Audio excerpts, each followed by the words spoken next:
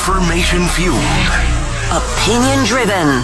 This is Nashville's Morning News with Dan Mandis. And so, my fellow Americans, we talk news. 6:05, Nashville's Morning News on Super Talk 99.7 WTN. Just how much did New Orleans screw up? People are actually making fun of the New Orleans police chief. We're going to get into that. But to set it up, I'm going to play some audio. This is Alejandro Mayorkas. He was on CNN. He was all over the place yesterday. Earlier, I played some audio from Fox News that was just ridiculous. But in this interview with Wolf Blitzer, Wolf basically asks the question, how bad did New Orleans screw up? Listen to this, because there was ample warning that these terrorist organizations were going to try to kill people utilizing cars. I keep hearing, it's very interesting. You're the Secretary of Homeland Security. CNN has obtained a joint bulletin from the Department of Homeland Security warning of lone offender attacks coming up, specifically mentioning the potential use of vehicle ramming. That bulletin came out and was sent around the country to cities and states warning of this potential danger. Did New Orleans screw up, basically, not pay attention to that warning? I don't. Now realize, before I get to that, realize that this has not only been from the Department of Homeland Security. I mean, this has been the status quo, the mode of operation for terrorist organizations for like years and years. ISIS itself. I mean, Kathy Henners and I spoke about this yesterday. ISIS itself, they've got like this terrorist magazine, and they talk about how to kill people utilizing vehicles.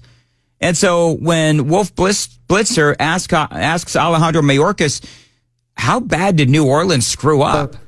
Screw up, basically, not pay attention to that warning? I don't think that's fair to say, Wolf. That wouldn't be a fair conclusion to draw. That was not our first bulletin with respect to the threat of the lone offender. Right. It wasn't your first, and so this has been something that has been going on for a long time. And so now people are actually asking a lot of questions about the New Orleans police chief, because apparently, and we talked about this quite a bit yesterday, you know that vehicle, that truck, was able to get around the police car, around the barricades, onto the sidewalk, and then down that road to plow through that crowd of people, killing 14, injuring a whole bunch of other folks. Have you seen the videos of this really tall, old woman named Ann Kirkpatrick? She's the New Orleans police chief. And so yesterday she's doing a press conference on the streets of New Orleans. And she's talking about some new barriers that they have there to keep people safe. And as she's talking about these sidewalk barriers that would have prevented the New Orleans terrorist attack from actually happening. You will see yellow, what we call archers, and they're along the sidewalk. And that would be to be preventive if someone had, or if this particular terrorist went around up on the sidewalk. That's what that would do. Okay, it would slow that down for anyone who thought that they could breach our targets. Wait, okay, hold on. So you had these yellow archers, these barricades that you could have put on the sidewalks to prevent the vehicle from going down that street and killing all of these people. And you had these. You had these yellow archers that would have blocked the sidewalk, apparently. And I'm watching this, and I'm like, where did they come from? And why didn't you use these before on New Year's Eve? I mean, it's just ridiculous. Yellow archers, where did they come from? Actually, we have them. I didn't know about them, but we have them. And so we have been able now to put them out. Did you hear that? She said this is the chief of police. And she didn't know that they had these yellow archers to block sidewalks. Yellow archers, where did they come from? Actually, we have them. I didn't know about them, but we have them. And so we have been able now to put them out. So she's holding... We didn't know they had... She didn't know. She didn't know they had them. She's holding this press conference yesterday. She's talking about opening up Bourbon Street. And she openly admitted, you just heard the audio right there. She admitted the city had these barriers, but they weren't used. So this is a catastrophic failure. Because not only did the police chief not know that they had these barriers that would have prevented this whole thing from happening, but there's others, I'm sure, within the police department who also knew of these or didn't know about these barriers. They had them, but they didn't know. But I want to know who knew about them and didn't use them. So there's multiple failures. Number one, the police chief doesn't know the assets to keep people safe. And number two, who in the world knew about these and didn't use them? Because we've been going through this for how long now? And so Ann Kirkpatrick, the very, very old looking police chief, clearly who hails from Memphis, Tennessee, by the way. She does hail from Memphis, Tennessee. I've got a whole thing on her. Oh, so do you have the accident? No, I don't have the accident. So, okay, tell me about the accident, but hold on. Okay. So this lady has become kind of a joke because, and you and I talked a little bit about this yesterday, Joan, she's been talking tough and making all of these statements about how, they're on it and they're going to protect the people of New Orleans. But she actually didn't know about these barriers. And again, she's the police chief. So part of what the reporters are asking, they're kind of dumbfounded by all of this. And so they ask her, oh, okay, so you didn't know about these? Chief, are you upset that you didn't know about those archers, something that would have prevented this? It's not a matter of being upset. This is not a matter of pointing blame anywhere. Actually, it is. Yes. Isn't it? You would think so. Somebody has to take some kind of blame. It's got to be her. Chief, are you upset that you didn't know about those archers, something that would have prevented this? It's not a matter of being upset. This is not a matter of pointing blame anywhere. She's really bizarre. Like she strikes me as just a bizarre person. I don't know why, but it's just the way that she speaks and the way that she acts. And the fact that she's the police chief and she didn't know the assets to keep people safe. A terrorist is hell-bent on destruction. This man was going to do his best. And if it hadn't been on Bourbon, he was going to go somewhere else. So we have this. We're going to implement it. And end of story. All right. So I do agree with her that if somebody is hell-bent, in her words, to hurt someone, they're going to do it on Bourbon Street or some other street. They're going to do it. And are they going to bring out these arches on every single street? I mean, I don't know. Well, see, here's what I would say is, when you're having these kinds of events, the streets that are going to be jam-packed with people. Yeah. And so you block those streets. As opposed to having just a place where you're going to have hundreds of people, thousands of people that are going to be left vulnerable by a truck plowing through. And so, yeah, you're right. There's going to be other places where somebody could strike. But the bottom line is this particular point where you have all of these people there and they're assumed that they're safe and you leave it vulnerable. I think she is dead wrong. And I think that, yes, if a terrorist wants to strike, he's going to strike. But that doesn't mean that you leave a particular place with thousands of people vulnerable, especially when you have the assets. Yeah. Now, yes, she did hail from Memphis. That is where she got her start.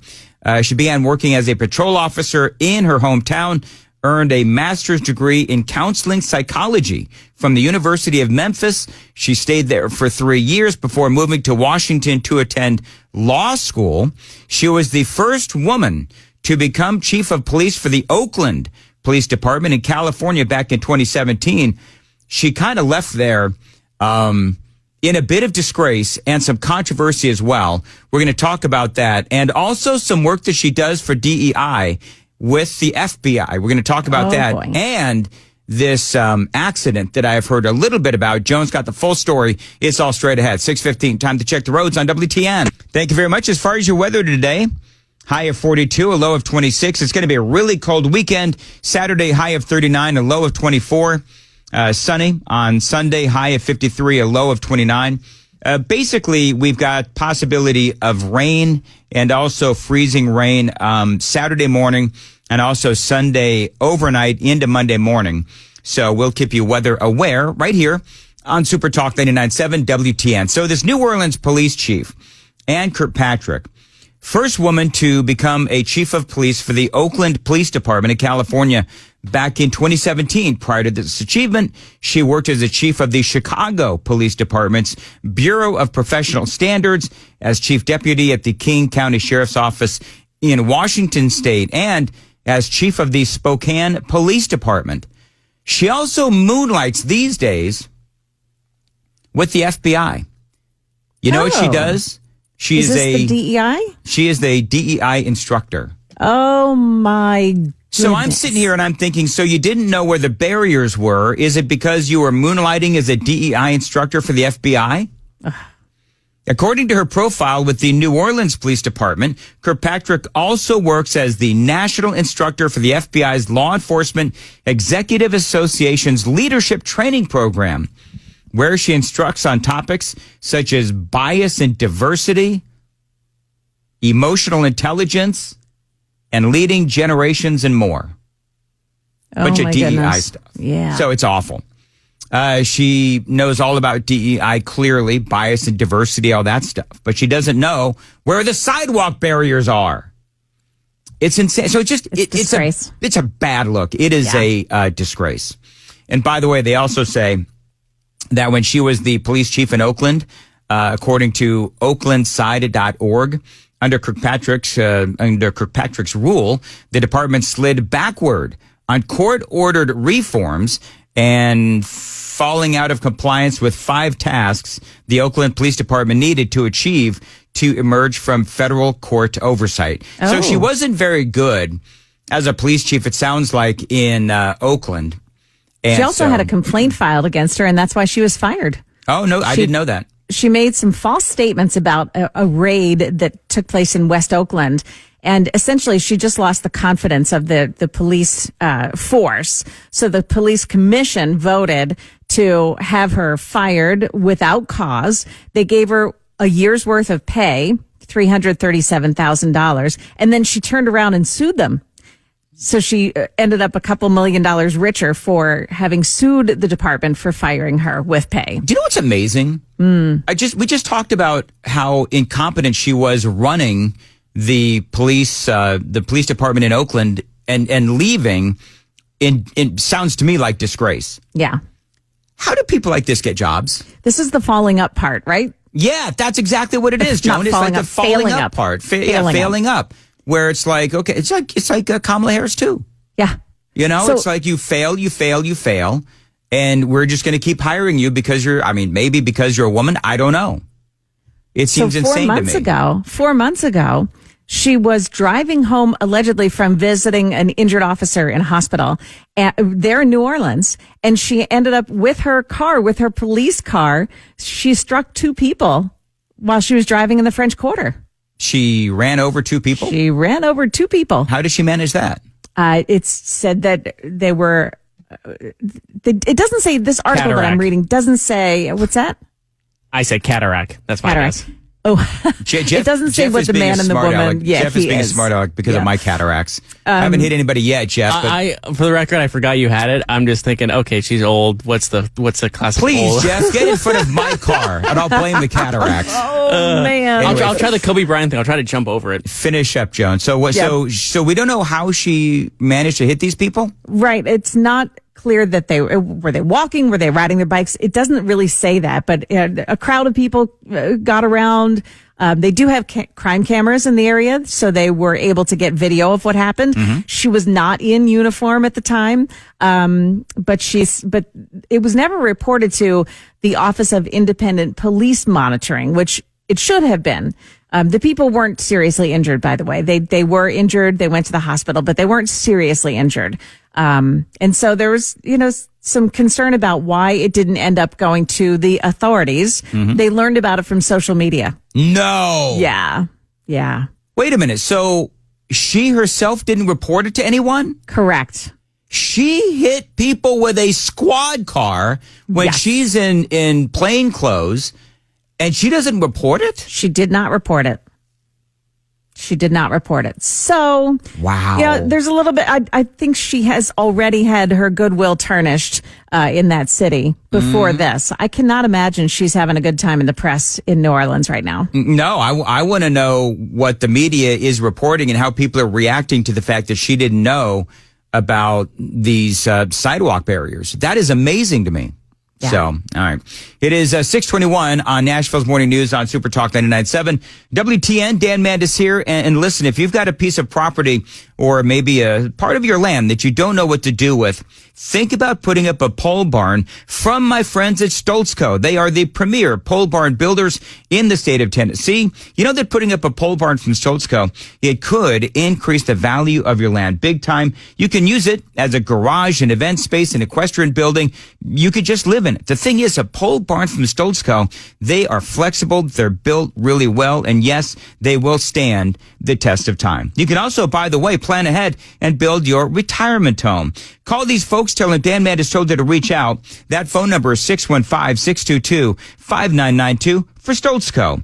615-622-5992. They've also got great social media as well. Instagram and Facebook, STOLTZCO. Their website, stoltzco.com. It is 6:21 on Nashville's Morning News. Joan Jones has the news at 6:30. Joan, what's coming up? Yeah, Dan will tell you why this is a huge day on Capitol Hill. Also, Pete Hegseth is facing some new scrutiny over an old allegation. We've got those stories coming up at 6:30 on Super Talk 99.7 WTN.